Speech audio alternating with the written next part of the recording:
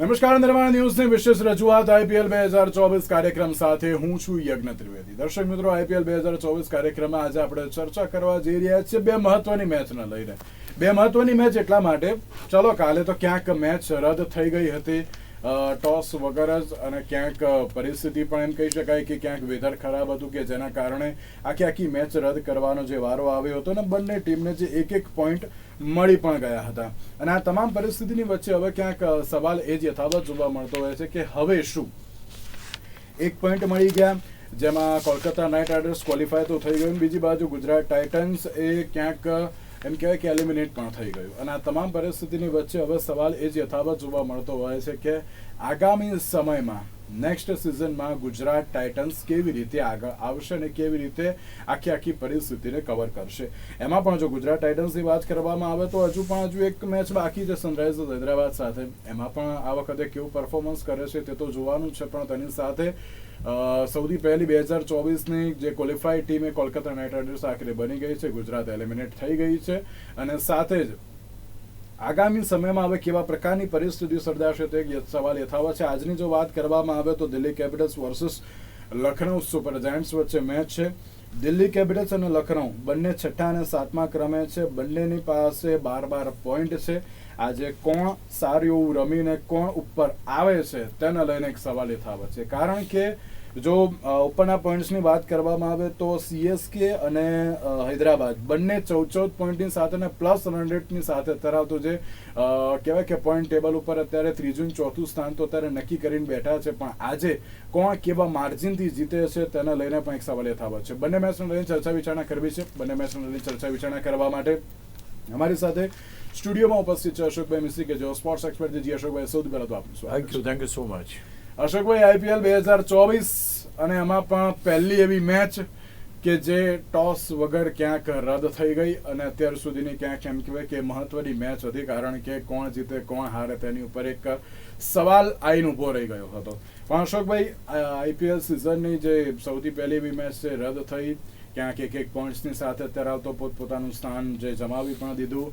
પહેલી એવી ટીમ જે ક્વોલિફાય થઈ છે આ વખતે આઈપીએલ 2024માં, અને બીજી બાજુ એલિમિનેટ પણ ગુજરાત ટાઇટન્સ અત્યારે આવતો જે થઈ ગઈ છે. સૌથી પહેલા ક્વોલિફાઈડ થયેલી ટીમ છે, તેને લઈને આપની પ્રતિક્રિયા. બહુ સ્પષ્ટ વાત છે કે કાલે જે રીતે વાવાઝોડું, તોફાન, વરસાદ, આ તમામ વચ્ચે પણ નરેન્દ્ર મોદી સ્ટેડિયમ પર પ્રેક્ષકોની હાજરી જબરજસ્ત હતી.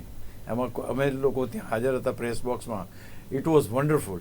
અને ક્યાંક એમ લાગતું હતું કે ભલે ગમે તેટલો વરસાદ પડતો હતો, મેદાન ઉપર પિચ ઉપર કવર્સ હતા, મેદાન ઉપર કવર્સ લગાવ્યા હતા, તે છતાંય ક્યાંક આશાનો તંતુ પકડીને દરેક બેઠા હતા કે ક્યાંક મેચ શરૂ થાય તો. એમ કરતાં ઘણો લાંબો સમય સુધી રાહ પણ જોઈએ એ લોકોએ. અને ત્યાર પછીની જે સ્થિતિ છે આપણે જાણીએ છીએ કે એકવાર તો કવર કાઢવામાં પણ આવ્યા ત્યારે બધાને એમ લાગ્યું કે ચલો મેચ શરૂ થઈ રહી છે, એટલે જે પાછળ બધા પ્રેક્ષકો ઊભા થાય બધા આવીને પોતપોતાની જગ્યા લઈ લીધી. તો ઇટ વોઝ લુકિંગ લાઈક હમણાં મેચ શરૂ થશે.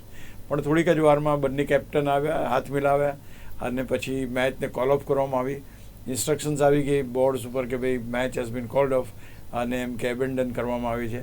અને એની સાથે સાથે એ પણ આવ્યું કે ભાઈ જે કંઈ એની ટિકિટ છે એ સાચવીને જે રિફંડ લેવાની છે એ વસ્તુ પણ ત્યાં આગળ આવે. લોકોની એક્સાઇટમેન્ટ આટલું બધું જાહેર કર્યા પછી પણ કોઈ હટવા તૈયાર નહોતું. અને ત્યાર પછી આખી ટીમ ગુજરાત ટાઇટન્સની આખી ટીમ બહાર નીકળી અને સમગ્ર મેદાનનો રાઉન્ડ લીધો અને બધાને સહકાર માટે એમણે કીધું કે all the best, thank you very much, અને ક્યાંક આવતા વર્ષે ફરી મળીશું એ પ્રકારની આખી એક માહોલ ઊભો કર્યો. હા, થોડોક એક કૌટુંબિક માહોલ, ઇમોશનલ માહોલ ઊભો ચોક્કસ થયો, કારણ કે જે રીતે ગુજરાત ટાઇટન્સનું એક્ઝિટ થયું હતું એ કોઈએ આવું એક્ઝિટ ધાર્યું નહોતું. કારણ કે પહેલીવાર બન્યું છે ગુજરાત ટાઇટન્સની હિસ્ટ્રીમાં કે આ ટીમ ટોપ 4માં એટલે કે ક્વોલિફાયરમાં પહોંચી નથી. પહેલા વર્ષે ચેમ્પિયન, બીજા વર્ષે રનર્સઅપ, ત્રીજા વર્ષે આટલી ખરાબ દશા એ કોઈ ટીમની આટલી બધી પડતી જબરજસ્ત થઈ નથી જે આપણને આ મેચમાં આમાં જોવા મળી.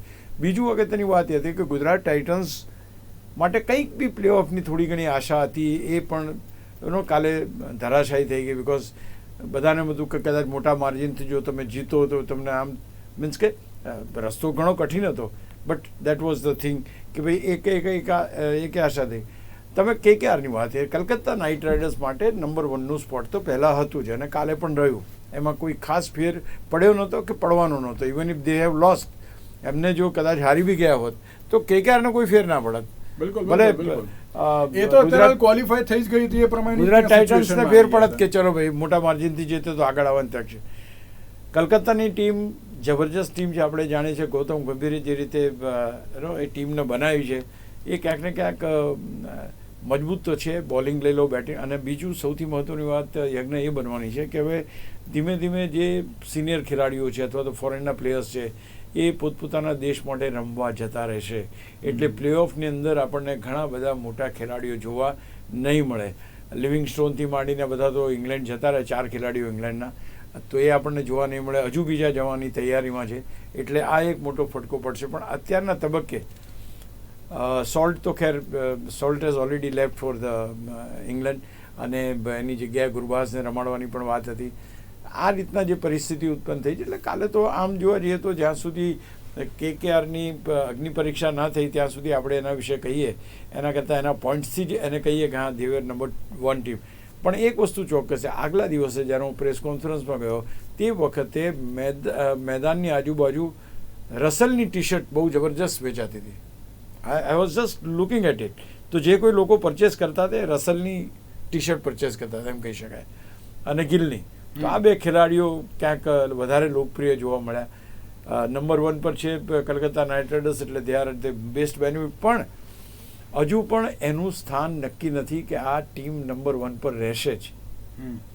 આજ એટલે બીજી એક મેચ જે બાકી છે રમ્યા પછી જ ખ્યાલ આવશે કે કોણ ક્યાં રહેશે. કારણ કે પહેલી જે મેચ છે એના એડવાન્ટેજ અલગ હોય છે, તમને ખ્યાલ છે? બિલકુલ બિલકુલ સાચી વાત છે. પહેલી મેચ જો એક જ મેચ રમે અને એ જીતે તો સીધા એ ફાઇનલમાં જાય. તમે બીજી પછી ત્યાંથી હારો તો તમને બીજી એક મેચ રમવાની તક મળે. એટલે ટોચની 2 ટીમોમાં રહેવાનું લોકો પસંદ કરતા હોય છે.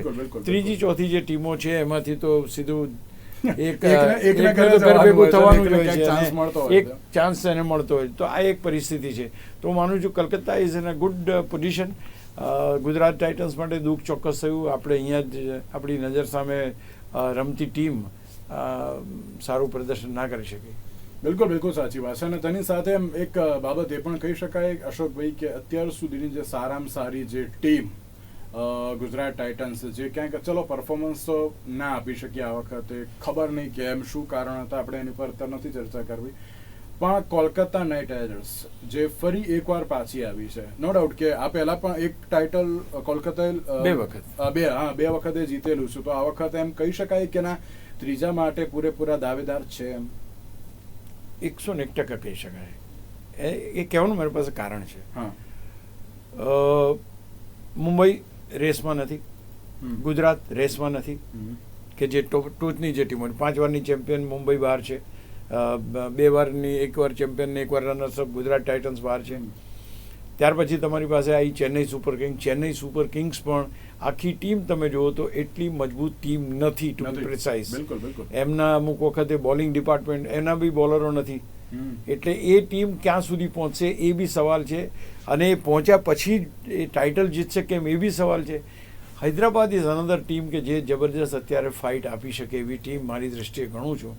એ અને કલકત્તા વચ્ચે મોટી ટક્કર રહે એવી શક્યતા મને દેખાય છે. ભલે હું ચેન્નઈ સુપર કિંગનો ચાહક છું, હું મુંબઈ ઇન્ડિયન્સનો ચાહક છું. રાજસ્થાન છે, 3-4 ટીમો જે છે, પહેલી 4 ટીમોને આપણે વાત કરીએ તો ક્યાંક રાજસ્થાનની ટીમ પણ રાજસ્થાન જે રીતે રિસન્ટ પાસ્ટમાં હારી છે અને મેઇન તો એના 2 ટોચના ખેલાડી યશસ્વી અને બટલર તો છે નહીં, ઇઝ ઓલરેડી ગોન. એટલે તમારો મોટો ફટકો પડ્યો છે. યશસ્વી એટલો સારો ફોર્મમાં નથી. તમારી પાસે સંજુ સેમસન ને રિયાન પરાગ છે. સંજુ સેમસન જો આઉટ થઈ જાય તો રિયાન પરાગ અને પાછળના ક્રમે આવનાર ખેલાડીઓ એટલું સારું પ્રદર્શન કરી શકતા નથી. એમના ટોચના 4 જ ખેલાડીઓ છે કે જે 4માંથી 1 ખેલાડી જતા રહ્યા છે. બાકીના 3 ખેલાડીઓ પર આધારિત આ ટીમ છે. એટલે અહીંયા આગળ થોડુંક એને બેકફૂટ પર એને પણ જવું પડશે. એટલે હવે જોવું રહેશે કે કઈ 4 ટીમો આવે છે અને એ 4માંથી કઈ ટીમ એલિમિનેટ થાય છે. કારણ કે જે પરિસ્થિતિ અત્યારે જોવા મળે છે એમાં તો ક્યાંક ને ક્યાંક એમ લાગે છે કે ભાઈ ચેન્નઈ સુપર કિંગને પણ તકલીફ પડે એવી છે. બાકીની જે ટીમો છે ને 3 સ્થાન બાકી છે અને 6 ટીમો બાકી છે. આ સ્થિતિ છે. એટલે ડુ ઓર ડાયની સ્થિતિ દરેક મેચ માટે ને દરેક ખેલાડી માટે છે આમાં તો. અને એમ કહેવાય કે આ વખતે ટોપ 4 માં આવશે કોણ ને એ જ સવાલ અત્યારે આવતો ઊભો થઈ ગયો છે. કેમ કે જો અત્યારની વાત કરીએ ને અશોકભાઈ તો CSK 14 પોઈન્ટ સાથે પ્લસ રન રેટ છે, ત્રીજા નંબર ઉપર છે. સનરાઇઝર્સ હૈદરાબાદ એ પ્લસ રન રેટની સાથે ચોથા નંબર ઉપર છે. RCB, દિલ્હી અને લખનઉ, જેમાં દિલ્હી અને લખનઉમાંથી તો આજે ખબર પડી જશે કે કોણ 14 પોઈન્ટની સાથે અત્યારે તો ઉપર આવે છે. પણ એમ કહેવાય કે પ્લસ રન રેટની સાથે છે તો CSK અને હૈદરાબાદને ક્યાંક આમ કહેવાય કે એમનું સ્થાન નિશ્ચિત જ છે. કોઈ એટલો બધો કોઈ વાંધો આવવાનો નથી. હા, જો મોટા માર્જિનથી અત્યારે હાલ તો જો કોઈ હારે તો ક્યાંક પ્લસ રન રેટની સાથે ઉપર આવી પણ શકે છે. કારણ કે આમ જોવા જઈએ તો RCB માટે પણ હજુ એક ચાન્સ છે, DC માટે પણ છે. RCB મોટા માર્જિન થી જીતે તો તકલીફ પડે ભાઈ. હા, એ પણ છે. પછી DC માટે આજે એક દિલ્હી માટે પણ એક ચાન્સ છે, આજે છેલ્લો ચાન્સ છે. એમ બેંગ્લોર માટે એક જ છે ને, બંનેની એક એક મેચ બાકી છે. અને આમ જોવા જઈએ તો લખનઉ માટે બે ચાન્સ છે. 1, 2 ને 3 ને 4 ટીમો 14 પોઈન્ટ વાળી થાય છે. હા, એટલે જ તો. એટલે કેમ કે આમાં જોવા જઈએ ને 3 જે ટીમ છે 14 પોઈન્ટ સાથે છે પણ પ્લસ રન રેટની સાથે છે. દિલ્હી જોડે આજે એક છેલ્લો ચાન્સ છે. જો આજે લખનઉ જીતો છે એની પાસે 14 પોઈન્ટ થઈ જશે, એ મોટા માર્જિન જીતે તો એ પણ કહેશે કે અમે દાવેદાર છીએ. તો 14 પોઈન્ટ વાળી 4 ટીમો છે. વિચાર કરો, 4 ટીમોમાં જેનો સારો નેટ રન રેટ હશે એ ઉપર જશે, એટલે કે 3 ટીમો બનશે એમાંથી. બિલકુલ બિલકુલ. અત્યારે તો બીજી ટીમ પણ કોઈ છે કોઈને ખબર નથી. હૈદરાબાદની સ્થિતિ શું થાય છે? હૈદરાબાદની પાસે 12 મેચો છે, એમની પાસે 2 મેચો બાકી, એડવાન્ટેજ છે. હૈદરાબાદ હેઝ ગોટ એડવાન્ટેજ, કારણ કે એને 2 મેચો બાકી છે, બાકી બધી ટીમોને એક એક મેચ બાકી. એટલે 2 મેચ જો એ જીતે છે તો પછી વાત ક્લિયર થઈ જાય કે એ ટીમ ઉપર ચોક્કસ થઈ શકે. એટલે 14 પોઈન્ટ ઉપર ઘણું બધું અટક્યું છે. અને ત્યાર પછી એ છતાં હજુ રાજસ્થાન રોયલ્સ પણ જે કરવું પડે. CSK કાલે ધારો કે જીતી જાય છે, CSK જીતી જાય છે અને સારા માર્જિનથી, તો સીધું બીજા ક્રમે જતું રહેશે, તો રાજસ્થાનને ત્રીજા ક્રમે ઉતરી જવું પડશે. તો અહીંયા આગળ ઘણું બધું પ્રવાહી સ્થિતિ છે અત્યારે, અને 3 સ્થાન માટે 6 ટીમો અત્યારે લડી રહી છે. હજુ ક્લિયર પિક્ચર નથી. બિલકુલ બિલકુલ સાચી વાત છે. એટલા માટે દવા આ વખતે કેવા પ્રકારની સિચ્યુએશન સર્જાશે તેને લઈ તો સવાલ યથાવત જ જોવા મળતો હોય છે. અશોકભાઈ, વાત કરીએ આજની મેચને લઈને, Delhi Capitals versus Lucknow super Giants. મેં જે પ્રમાણે કહ્યું કે દિલ્હી પાસે આજે છેલ્લી તક છે અને લખનઉ માટે પણ એક તક છે, આના પછી હજુ એક તક મળવાની પણ છે. શું કહેશો સૌથી પહેલા તો દિલ્હી કેપિટલ્સને લઈને?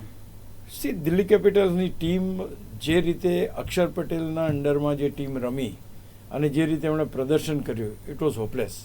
એટલે એટલું સારું પ્રદર્શન, એટલી ખરાબ ફિલ્ડિંગ, અક્ષર પટેલે કેચ પડતા મૂક્યા, વિકેટ કીપરે કેચ પડતા મૂક્યા. આજે એકચ્યુઅલી એટલી એ વસ્તુ ચોક્કસ છે કે રિષભ પંત કેપ્ટન તરીકે પાછો આવે છે, એટલે સૌથી મોટી બાબત એ છે. પણ દિલ્હીની આ છેલ્લી મેચ છે, એટલે આ છેલ્લી મેચ જીતવી પણ પડશે, મોટા માર્જિનથી પણ જીતવી પડશે, તો કંઈક આગળ જઈને થશે. બાકી લખનઉ પાસે હજુ 2 ચાન્સ છે. એટલે જો આ કદાચ મેચ હારી જાય છે બહુ નેક ટુ નેક આવીને, તો એક મેચ બીજી એક બાકી છે કે જેને એ જીતીને આગળ જઈ શકે. Delhi is in deep trouble. Delhi એટલા માટે ડીપ ટ્રબલમાં છે કે એમના જે ખેલાડીઓ છે એ ખેલાડીઓની કન્સિસ્ટન્સી, લાઈક વોર્નરને તમારે આજે રમાડવો જ પડશે, તમારી પાસે કમ્પલ્સન છે કે એને જો તમે રમાડશો તે તો અત્યાર સુધીમાં ક્યારેય રન એણે બનાવ્યા નથી. તમારી પાસે મેકગર્ક, આ એક જ ખેલાડી ઉપર દિલ્હીની ટીમ અત્યારે જબરજસ્ત એ કરી રહી છે. અને મેકગર્કે 330 રન અત્યાર સુધી બનાવ્યા છે યજ્ઞ, એમાંથી 296 રન માત્ર ચોગ્ગા છગ્ગાથી બનાવ્યા છે. એટલો જબરજસ્ત આ ખેલાડી છે. અને એની ઉપર જે એ આજે જો ચાલ્યો તો પછી કોઈ પણ ટીમને મુશ્કેલીમાં મૂકી શકે. ત્યાર પછી અભિષેક છે, પછી રિષભ પંત છે, પછી સાઈ હોપ છે કે આજ સુધી ક્યારેય એણે હોપ પૂરી નથી કરી, 25 રન સુધી માંડ પહોંચે છે. સ્ટબ્સ છે, again same story, is a very good batter, પણ એ ખબર નહીં કોઈ એવા પોઈન્ટ ઉપર એ આવે છે કે એને આવીને સીધું ચોગ્ગા છગ્ગા જ મારવાના હોય છે. ત્યાર પછી તમારા અક્ષર પટેલ ને રસિક ને કુલદીપ ને ખેલાડીઓ શરૂ થઈ જાય, તો દેર અ બિગ પ્રોબ્લેમ. અહીંયા આગળ તમે જુઓ તો રાહુલ છે, કુલકર્ણી છે, પછી તમારી પાસે સ્ટોઇનિસ છે, હુડ્ડા છે, પુરણ છે, બધોની છે, ટર્નર છે. આ બી ટીમ તમે અત્યારે જુઓ તો આઉટ ઓફ ફોર્મ ચાલી રહી છે. નથી પુરણ સારું રમતો કે નથી સ્ટોઇનિસ એટલું સારું રમતો. 1 સેન્ચુરી માર્યા પછી એના બી રન સુકાઈ ગયા છે. તો કન્સિસ્ટન્સી પોઈન્ટ ઓફ વ્યૂ અહીંયા આગળ લખનઉને પણ એટલા જ ઇસ્યુ છે. એનો અર્થ એ થયો કે બંને ટીમો સરખી છે અત્યારે, because both teams R facing the problem of this nature. એટલે પહેલી તમે બોલિંગ ડિપાર્ટમેન્ટની વાત કરો તો બોલિંગ ડિપાર્ટમેન્ટની અંદર Delhi is really leading. Delhi has got a terrific bowling power. મારી દ્રષ્ટિએ બોલિંગ પાવરમાં ખાલિદ બી અત્યારે બહુ સરસ બોલિંગ કરી રહ્યા છે, અને એનાથી તમારે ઈશાંત શર્મા સારી બોલિંગ કરે છે. પછી તમને કુલદીપ છે, રસિક ઇઝ બોલિંગ વેરી વેલ, આપણે એની પણ બોલિંગ જોઈ છે. કુલદીપ વિકેટ ટેકિંગ બોલર છે તમારી પાસે. ઈશાંત શર્મા છે, અને સૌથી most important bowler is Mukesh Kumar. Mukesh Kumar જે બોલિંગ અત્યારે કરી રહ્યા છે એ આઈ એમ વેરી શ્યોર કે he will be there in T20 team, એમાં તો કોઈ સવાલ નથી. પણ ક્યાંક ને ક્યાંક આ ખેલાડીની જે બોલિંગ કરવાની શૈલી છે, એક્સપ્રેસ કરવાની શૈલી છે, બહુ જ કામ ક્વાઇટ, કોઈ જાતની બૂમ નહીં, કશું જ નહીં, અને વિકેટ લેવાની. છેલ્લી ઓવરની અંદર પણ જો તમે કહો કે ભાઈ આટલા રન રોકવાના છે, તે રોકી આપે એવી છે. એટલે બોલિંગ ડિપાર્ટમેન્ટ દિલ્હીનું સારું છે, અને એ KL રાહુલને નડી શકે છે, અથવા તો લખનૌને નડી શકે છે. બહુ સ્પષ્ટ વાત છે. તો હું માનું છું કે જો લખનૌ પહેલાં બેટિંગ કરે છે અને જો 150નો સ્કોર મૂકશે તો દિલ્હી માટે જીતવામાં કોઈ વાંધો નહીં આવે. બિલકુલ બિલકુલ સાચી વાત છે. માર્જિન થોડું વધારે રાખવાનું છે, પણ જો એ ટીમ 150માં ઓલ આઉટ કરી શકે છે, આજે ધારો કે રાહુલને અને લખનૌની પહેલાં બેટિંગ આવે છે અને 150માં તમે એ કરી શકો છો, તો તમારા બાકીના બેટર્સ જે છે 150 ઝડપથી બનાવી શકે એમ છે. અને આમ કહી શકાય કે જો બંને ટીમની કમ્પેર કરવા જઈએ તો ક્યાંક જે મજબૂત ટીમમાં લખનઉ કે દિલ્હી, તમને શું લાગી રહ્યું છે? એટલે મારી દ્રષ્ટિએ દિલ્હી. એટલા માટે કહું છું કે they've got a good bowling power. અહીંયા સૌથી મહત્વનું એ છે કે ભાઈ તમે પહેલાં શું સિલેક્ટ કરો છો. આઈ એમ વેરી શ્યોર કે દિલ્હી જો ટોસ જીતો તો પહેલાં ફિલ્ડિંગ જ લેશે. એટલે સામેની ટીમને 150-160માં ઓલ આઉટ કરવી અને ત્યાર પછી બાકીના બેટ્સમેનો એટલો રન કરે. આ ટીમને તકલીફ ત્યારે પડે જ્યારે 200-250 રનની ઉપર જો હોય તો. બિલકુલ, બાકી તો કોઈ સવાલ નથી. તે કે 200-250 રન સુધી બનાવ્યા છે આ ટીમે, એવું કંઈ મોટો પ્રોબ્લેમ. અહીંયા જે પ્રોબ્લેમ છે અલગ છે. એક તો KL રાહુલ છે કે નહીં, આજે આવે છે કે નહીં, એ બી એક સવાલ છે. પહેલી વાત તો એ છે. પછી સ્ટોઇનિસ, અગેન મેં કહ્યું એ પ્રમાણે કે સારો better but not in good form.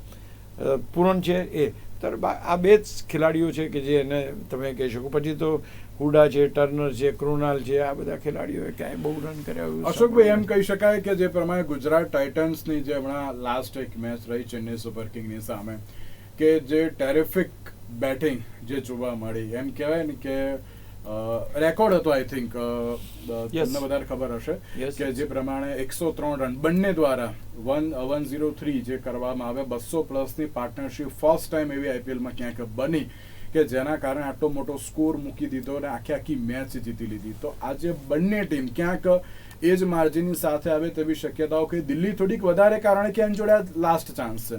અને બીજી બાજુ લખનઉ સુપર જાયન્ટ્સ, આપણે ગઈ વખતે પણ ક્યાંક આપણે જોયું હતું કે ના કેવા પ્રકારની પરિસ્થિતિ હતી. શું લાગી રહ્યું છે આપને? સી, તમે જે વાત કરી એ એટેકિંગ ગેમ લઈને આવશે એવી શક્યતા મને KL રાહુલની ટીમ પાસેથી નથી લાગતી. લખનઉ પાસે એ ચાન્સ ઓછો છે, પહેલી વાત. દિલ્હીના એટલા માટે એ ફાસ્ટ રમવા નહીં જાય. એમને ખબર છે કે આ છેલ્લી મેચ છે, આમાં જો કોન્સોલિડેટ નહીં થાય તો તકલીફ થશે. બહુ મોટો સ્કોર બને એવી શક્યતા હું ઓછી જોઈ રહ્યો છું. અચ્છા, હા, ઇટ વિલ બી અરાઉન્ડ 170-180, પણ એથી વધારે જાય એવું લાગતું નથી, કારણ કે બંને ટીમોને જીતવું છે. દિલ્હીનું સ્ટેડિયમ છે ને, દિલ્હીનું સ્ટેડિયમ પણ છે, એટલે ક્યાંક એમ કહી શકાય કે ના રન ચેઝ માટે સારું. રન બી બહુ થાય છે અહીંયા, ને રન ચેઝ બી બહુ થાય છે, એ તો કોઈ સવાલ નથી. મારો કહેવાનો મતલબ એમ છે કે પહેલી બેટિંગ કરીને તમે કેટલો સ્કોર મૂકો છો, તમારી પાસે સારી બોલિંગ લાઇનઅપ છે અને અહીંયા એડવાન્ટેજ છે. એટલે એ બોલિંગ એડવાન્ટેજ દિલ્હી પાસે છે. બાકી હોમ ગ્રાઉન્ડ જે આ વખતે IPL આ સિઝનમાં લાગુ નથી. આ ગુજરાત ઉપર ગુજરાતની દશા જો અને મુંબઈની દશા જો. જો દિલ્હી કદાચ પહેલી બેટિંગમાં આવે તો આ દિલ્હીનું એ જ સ્ટેડિયમ છે કે જ્યાં ફ્રેસર મેકગરે જે પ્રમાણે 80 રન જે ફટકાર્યા હતા આવીને પહેલા જ, આઈ થિંક 5 ઓવરમાં જ ક્યાંક 100+ બની ગયા હતા. એવી કોઈક સિચ્યુએશન પણ એ વખતે હતી. એટલે એમ કહી શકાય કે આ વખતે ચાન્સ એ લખનઉ પાસે વધારે છે, જો કદાચ એ એમ કહેવાય ને કે તકને ઝડપી શકે તો. લખનઉ પાસે ચાન્સ છે, ટીમ સારી છે, બે મેચ છે હજુ પણ. એટલે જો હા, એટલે એની પાસે પ્લેઓફમાં આવવાના ચાન્સ છે. Yes, what you say is correct. દિલ્હીની વાત કરો, આજની મેચની આપણે વાત કરીએ, દિલ્હીને એક તો મોટા માર્જિનથી જીતવું પડશે, એટલે પહેલી વસ્તુ એ છે. અને સ્કોર મોટો મૂકો તો એનો સ્કોર એટલો મોટો ના થાય. જો તમે સામેની ટીમની બેટિંગ આવે ને તો જ એમને ફાયદો. બિલકુલ સાચી વાત. અહીંયા સમજો તમે કે ધારો કે દિલ્હી પહેલા બેટિંગ કરે, મેકગર્કને તમારે ધ્યાનમાં રાખવાનો છે. હા. એને કારણે તમે 150-60માં ઓલ આઉટ થઈ ગયા તો પેલી ટીમ તો આસાનીથી બનાવી જશે. બિલકુલ બિલકુલ. અને એમને ઉતાવળ કરવાની જરૂર નથી, કારણ કે એને તો એક મેચ છે, હા હા છે. એને 2 પોઈન્ટ જ જોઈએ છે. બિલકુલ. એટલે આ એક બહુ મોટો ડિફરન્સ છે. જ્યારે દિલ્હી પાસે 2 વસ્તુ છે, મારે મોટા માર્જિનથી પણ જીતવાનું છે અને મારે જીતવાનું પણ છે. આમાં 3 કહી શકાય, મેકગર્ક, વોર્નર અને પંત. સાહેબ વોર્નર તો રમ્યો જ નથી. વોર્નર આખી સિસ્ટમમાં રમ્યો નથી યાર. અશોકભાઈ પણ આ ઓસ્ટ્રેલિયન ખેલાડીઓ જે પ્રમાણે અત્યાર સુધી રમતા આવે છે, જો એક મેચ પર રમે તો ક્યાંક બહુ જે ક્યાંક ક્રુશિયલ સિચ્યુએશન લાવીને મૂકી શકે છે. આપણે અપેક્ષા તો ચોક્કસ રાખીએ કે વોર્નર રમે, પણ જે એની બોડી લેંગ્વેજ છે, એને પડતો મૂકવામાં આવ્યો, પાછો ટીમમાં લેવામાં આવ્યો, જે રીતે એની સાથે એ પ્લેયર તરીકે એવું કોઈ પેલું એ નથી બનતું કે હા ચલો ડેવિડ વોર્નર પાસે. એમ તો તમારી પાસે પેલો પૃથ્વી શો પણ છે, હા એ પણ ખેલાડી છે તમારી પાસે. તો ક્યાંક મને I have my own doubt. રમે તો સારું જ છે. અને બીજું શું છે કે તમે આખી ટુર્નામેન્ટની 14 મેચોમાં જો ટચમાં ના હો, એનો અર્થ એ તો કે તમે ટુર્નામેન્ટના ટચમાં નથી, તમે કનેક્ટ નથી કરી શકતા, તમારો ટાઈમિંગ પરફેક્ટ નથી આવતો, બોલ ફાસ્ટ નીકળી જાય છે, તમારું બેટ પછીથી ફરે છે અને આઉટ થાવ છો તમે. આઉટસાઇડ ધી ઓફ સ્ટમ્પ તમે ચેસ કરવા જાઓ છો તો આઉટ. પહેલાં તો બેકફૂટ ઉપર સ્લેશ કરે તો છગ્ગો જતો હતો, હવે બેકફૂટ ઉપર જઈને સ્લેશ કરે તો કેચ થઈ જાય છે. તો બદલાયેલી પરિસ્થિતિમાં અત્યારનું જે ફોર્મ છે એનું, એટલા માટે હું એની ઉપર ભરોસો નથી. મને મેકગર્ક યસ અને પંત, આ 2 ખેલાડીઓ છે. અને આજે since Pant is there, even Shai Hope અને સ્ટબ્સ પણ સારું રમી શકે છે. ઇટ્સ નોટ એ, હું એમ નહીં કહું કે ખરાબ બેટર્સ નથી, they are very good betters. પણ પેલું કહે ને કે અમુક જણમાં અમુક વ્યક્તિ બહુ સારું રમે, તો આજે પંત આવ્યા છે એટલે રમશે. બિલકુલ. અને જો સામેની સાઈડ જોવા જઈએ લખનઉ સુપર જાયન્ટ્સમાં ક્યાંક છે પ્લેયર, ના નહીં, બહુ અદ્ભુત જે કહેવાય બેટર્સ છે ત્યાં. કેએલ રાહુલ, ક્વિન્ટન ડિકોક, સ્ટોઇનિસ, પછી નિકોલસ પુરન, એ બધા દ્વારા બહુ જ સારી એવી એકવાર સિચ્યુએશન ક્રિએટ કરી શકે છે, પણ ક્યાંક રમવું નથી અથવા તો રમી શકતા નથી. તેને લઈને પણ શું કહેશો? બેઝિક વસ્તુ એવી છે કે કેએલ રાહુલનો પોતાનો હોલ્ડ અથવા તો પોતાની ટીમ બનાવવાની ક્ષમતા છે એ અહીંયા આગળ ખુલ્લી પડી ગઈ. He was not able to bind the team in one. એક મુઠ્ઠી બનાવી ના શકે. પુરન છે કે સાઈ હોપ છે કે જે અરે પુરન છે કે સ્ટોઇનિસ છે કે આ બધા ખેલાડીઓની વચ્ચે એક સૂત્રતા બનવી જોઈએ કે yes we are playing for the team. એ ક્યાંક બન્યું નહીં. લાસ્ટ મેચમાં આપણે જોયું કેટલી લાચારી, જેવો ચોગ્ગો વાગે એના ફેસ ઉપર કેમેરો આવે ને તરત એનો ફેસ બતાવે, કેટલી બધી લાચારી હતી. હવે જ્યારે તમારો કેપ્ટનનો મેચ ઉપર કે ખેલાડી ઉપર કોઈ એટલો કોન્ફિડન્સ ના હોય અથવા તો એમને તમારા ઉપર ના હોય, એ પરિસ્થિતિમાં અહીંયાથી રિઝલ્ટ કાઢવું થોડું મને મુશ્કેલ લાગે છે. અને બીજું કે હેઝ બીન ડિમોરલાઇઝ, આવી રીતના જાહેરમાં એને એ કરીને ડિમોરલાઇઝ કરવામાં આવે એટલે એ પણ એક વસ્તુ છે બેક ઓફ ધ. અને બાકી બધા ખેલાડીઓનો મોરલ પણ એટલો જ ડાઉન હશે. તો લેટ્સ સી. રમે તો સારું જ છે, પણ સ્ટોઇનિસ અરે રાહુલ તો ટીમ સાથે નથી આવવાનો એવા જ સમાચાર હતા. વી ડોન્ટ નો હવે છેલ્લે લાસ્ટ મિનિટ શું થાય છે અથવા તો કઈ રીતના સ્થિતિઓ બદલાય છે. બિલકુલ. અને એમ કહી શકીએ કે ના અત્યાર સુધીનું જે સારામાં સારું આપણા લખનઉ સુપર જાયન્ટ્સ, પણ આપણે એમ ના કહી શકાય કે ના નથી સારું એમ. ગઈ વખતે પણ સારું એવું ક્યાંક પ્રદર્શન કર્યું હતું, પણ આ વખતે ક્યાંક એમ કહેવાય ને કે એટલા ફોર્મમાં ના જોવા મળ્યું. સી સૌથી પહેલી વાત તો યાર, કારણ કે 2 વર્ષ પહેલાં જ્યારે લખનઉ સુપર જાયન્ટ્સ અહીંયા આવ્યું, જ્યારે ગુજરાત ટાઇટન્સની ટીમ જોડાઈ ત્યારે એમણે અહીંયા પ્રેસ કોન્ફરન્સ કરી હતી અને આ ગોયંકા હેઝ એડ્રેસ દેટ. અને બહુ જબરજસ્ત એનો કોન્ફિડન્સ લેવલ હતો, ઇવન રાહુલનો પણ, કે અમે આમ એટલું મોટો બિગ શો રાખ્યો હતો આખો. અને એમાં પણ આઈ ડોન્ટ નો, એ ત્યાર પછી હવે કેએલ રાહુલને તમે કેપ્ટન બનાવે છે, પણ એની પાસે જે શસ્ત્રો છે, ખેલાડીઓ છે, અને બીજું કે જો કોઈ કેપ્ટનની ટીમ સિલેક્શનમાં કોઈ પોતાની મત હોય જ નહીં તો એ ટીમના આમાં એવું જ લાગે છે કે એને જે સિલેક્શન કર્યું છે એ ફ્રેન્ચાઇઝે કરીને આવ્યું કે આ ખેલાડીઓ છે, રમો તમે તમારા. હા. અને એ બધાની વચ્ચે જે એક સૂત્રતા હોય છે, એક સૂત્રતા નથી મળતી. આમ તો દરેક જગ્યાએ એવું છે, પણ તે છતાં ટીમ બને છે ક્યાંક ને ક્યાંક. તો અહીંયા આગળ જે છે એ ટીમ બનતી નથી, એ સવાલ મોટો છે. અત્યાર સુધી જો રિષભ પંત, તો રિષભ પંત પોતે ટીમ બનાવી શક્યો. જેટલા ભારતના ઓફકોર્સ બીજી ફેલોર હાર્દિક પંડ્યા એ ટીમ ના બનાવી શક્યો. જો એ ટીમની દશા શું થઈ. એટલે અહીંયા પ્રોબ્લેમ એ ઇવન શુભમન ગિલ ટીમ ના બનાવી શક્યો, બહાર થઈ ગઈ ટીમ. એટલે આ અગત્યનું છે કે એ ટીમ બનાવી શકો છો એક ક્યાંક. અને બીજું કે લીડિંગ ફ્રોમ ધ ફ્રન્ટ, એટલે એ પોતે જ્યાં સુધી સેન્ચુરી ના મારે ને ત્યાં સુધી આ ટીમ. એક છેલ્લો સવાલ થોડો ટૂંકમાં મને કહેજો. તમે જે રીતે ટીમ બનાવવાની વાત કરી, નો ડાઉટ રિષભ પંતે આ વખતે એવી ક્યાંક આમ ટીમ બનાવી દીધી, થોડું ઘણું આમ પેલું એફર્ટ્સ મૂક્યા. સામે મુંબઈ ઇન્ડિયન્સમાં પણ એક વસ્તુ જરૂરી હતી કે રોહિત શર્મા ચલો સિનિયર ખેલાડી છે, એ ઇન્ડિયન ટીમના કેપ્ટન છે અત્યારે હાલ તો દરેક ફોર્મેટમાં, તો તમારે પણ એટલી રિસ્પેક્ટ કરવી સામે જરૂરી છે. જો અત્યારે હાલ તો ક્યાંક સમજી વિચારીને જો આગળ વધ્યા હોત તો ટીમ ઘણી સારી એવી સક્સેસ હોત. આ જ વસ્તુ ચેન્નઈ સુપર કિંગમાં પણ છે. ચેન્નઈ સુપર કિંગમાં MS ધોની અને સામે ઋતુરાજ ગાયકવાડ છે. ચલો ક્યાંક ઋતુરાજ ગાયકવાડ અત્યારે આવતું જે ફેલિયર જોવા મળી રહ્યું છે ક્યાંક એ રીતે નથી, પણ બધાને સાથે રાખીને ટીમ એફર્ટ્સ એટલે શું કે અત્યારે તો તમામ લોકો ભેગા મળીને સારી રીતે કામ કરે, પણ એ વસ્તુ ક્યાંક ન જોવા મળી. એ પરિસ્થિતિ લખનૌમાં પણ જોઈ, મુંબઈ ઇન્ડિયન્સમાં પણ જોઈ. શું કહેશો આપ તેને લઈને? પણ બિલકુલ સાચી વાત છે. Chennai super king professional players છે, હા, માલિકથી માંડીને બધા છે, MS ધોનીથી માંડીને. એમને લાગ્યું કે એકવાર જડેજાને ટીમ આપી હતી, but that was not that effective. એટલે આ વખતે એ લોકોએ નક્કી કર્યું કે જો તમે એકદમ લીડરશિપ બદલશો તો બૂમ થઈ જશે. એના કરતાં એમણે જ કહ્યું કે નાવ વી આર રિપ્લેસિંગ ધોનીએ જ કહ્યું ભાઈ મારા આના તરીકે હવે ગાયકવાડ આવશે એમ. એટલે ત્યાં કોઈ ઝઘડો જ નહોતો. ક્યાંક સિનિયર્સની જે એમ કહેવાય કે સલાહ સૂચન પણ બહુ જરૂરી છે. Exactly respect. તમે આજે એવું છે સી સિનિયર ખેલાડીઓને શું જોઈએ, એમનું એક રિસ્પેક્ટ હોય એ જોઈએ, બસ બીજું કંઈ નહીં. તમે કંઈ રોહિત શર્માને એમ કીધું હોત કે તું ભાઈ નહીં આજે હવે હાર્દિકને કેપ્ટન, તો રોહિત શર્મા ના થોડું પાડવાનું. હા બિલકુલ. એને પોતાની લિમિટેશન ખબર છે કે હું બહુ હોતું 1 વર્ષ આગળ જઈ શકીશ, આનાથી આગળ મારી પાસે રસ્તો નથી. તો પણ જે રીતે એને ખસેડવામાં આવ્યો ને એને બેસાડી દેવામાં આવ્યો અને રાતોરાત અહીંથી અહીં, એમાં 2 ટીમોનું સત્યાનાશ થઈ ગયું, મુંબઈ ઇન્ડિયન્સ ને ગુજરાત લાય.